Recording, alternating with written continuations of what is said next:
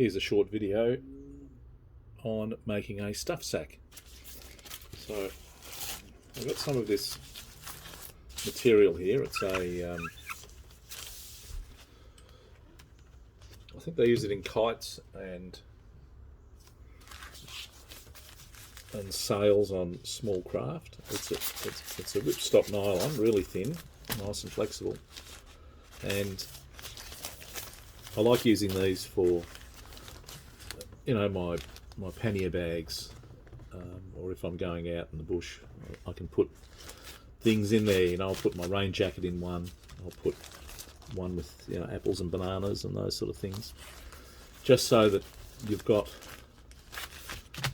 something that's reusable and washable instead of, you know, using plastic bags. So I know this is made of plastic, but they last for years, these things. So the machine I'm going to use to sew these together is called a Mitsubishi DB12A. Now the DB12A is a commercial grade sewing machine. This one came from Fletcher Jones many years ago, and a lady had bought a couple of these. This one was for spare parts. It wasn't working properly, so I got it going.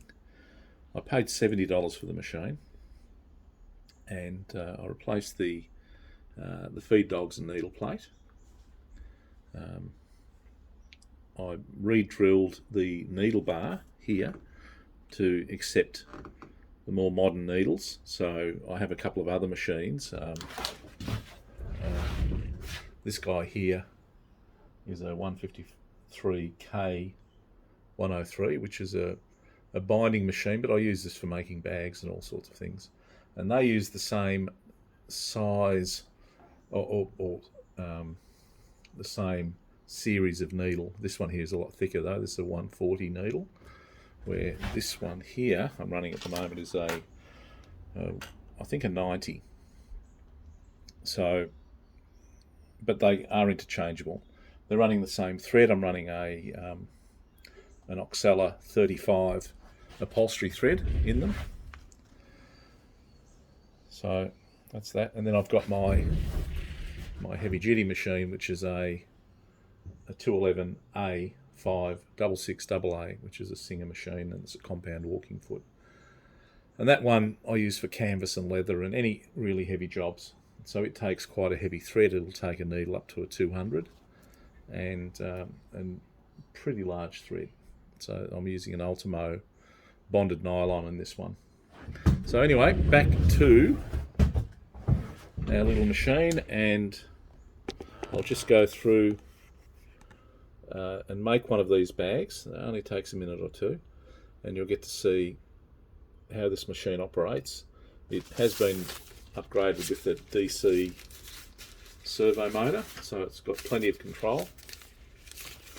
So the fabric has been cut. It's 650 millimeters long and about 250 millimeters wide, and that gives me a good size bag. So first thing we do is find the shiny side and put that to the inside.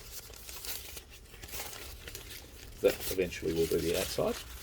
So what we do is the two side seams first, and then once the side seams are done, we go around and put the draw cord on the top. So just bring the two bits of fabric together, start in at around about, I don't know, 10-15 mil from the edge. Drop the foot. This one you don't really have to worry too much about capturing the threads, but on the bigger machines you've really got to hold these threads down, otherwise they'll pull out of your hand. This one's not too bad. Now this machine has the ability to do one stitch at a time, just by one pump of the pedal. So it's got very controllable speed. Then I'll go to reverse. And then when you go to go forward again, make sure you grab at least one of these threads so you can pull the material through the foot. otherwise it'll bunch up, as you can see there. It's not too bad.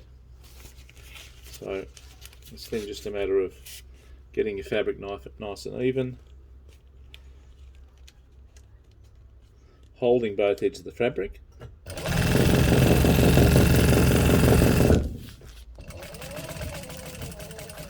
run it through to the other end, back stitch, finish with the needle in the up position, cut it off. So when you're cutting these threads off, I throw them on the floor and then sweep them up later. What I do find is that the chair that I've got with the rolling wheels ends up with them all wrapped around there. So every month or so I've got to go through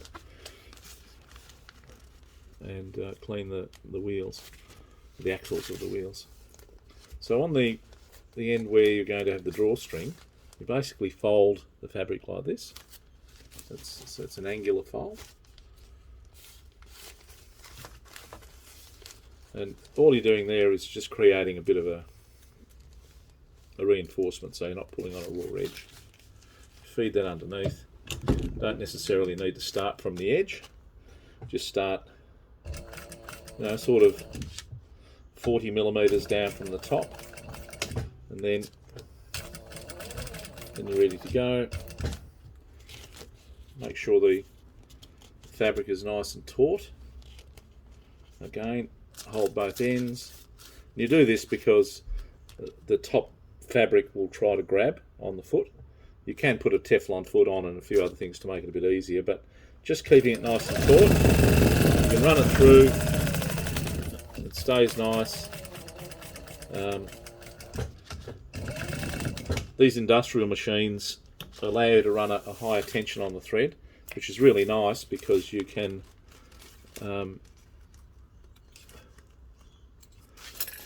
when you open the thread up, you can see it's nice and tight. It's not 100% waterproof, but when you gather it together, you can feel like it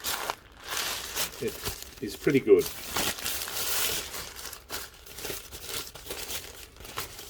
So don't think you're going to have it totally waterproof. You could if you wanted to put some seam seal over that seam, but this is just a very simple bag, so we don't want to complicate it too much. Alright, so now I said it was going to take a couple of minutes, but because I'm talking a lot, it's taking a bit longer. Now this here, you just tie a stopper knot in the end, just like that, a figure 8 knot if you like. You can see there. That's only just to stop it from going back inside the fabric. And then I've turned the bag right side out, and then I'm going to sew. I'll see if I can turn that around, see if you can see this a little better. 1 second.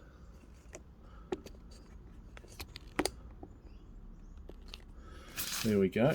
So you can see there's the loose end. So we've got that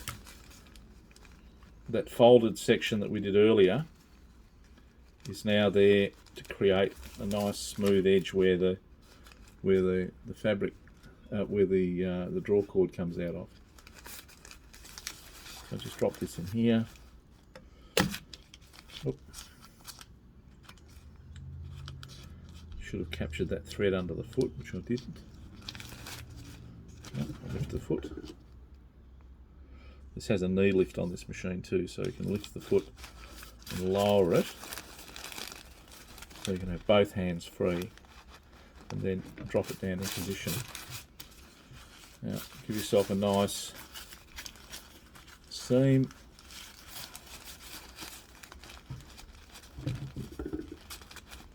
There we go, that's got it.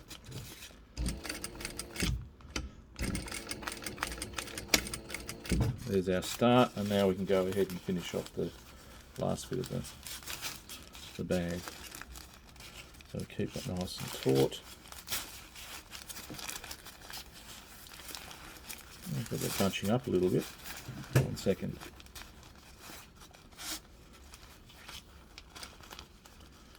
That's better.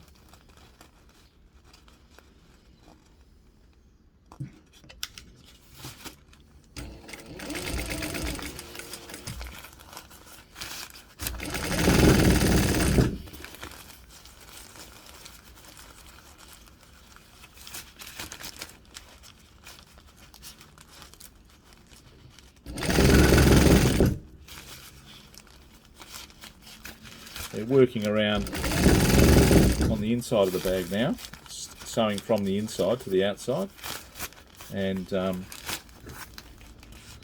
because it's a ripstop nylon, you don't have to worry about putting a double hem on it or anything like that to stop it from running. It will stay together quite nicely.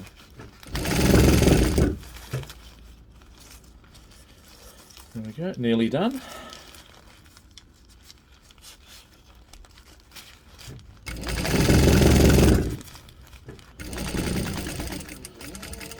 So this machine must be 20 or 30 years old, and with the servo motor, and it's just one of those cheap Chinese ones off eBay. It was $110, I think,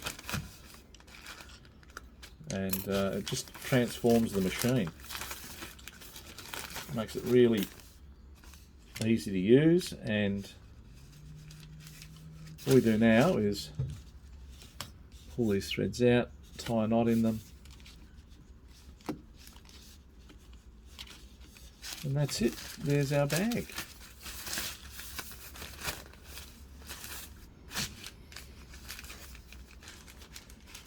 It's nothing too flash, but we ended up with a nice little bag putting stuff in. All you do is you draw the string closed at the top and tie a knot in it. And there you go. A little 5-minute stuff sack. Thanks for watching.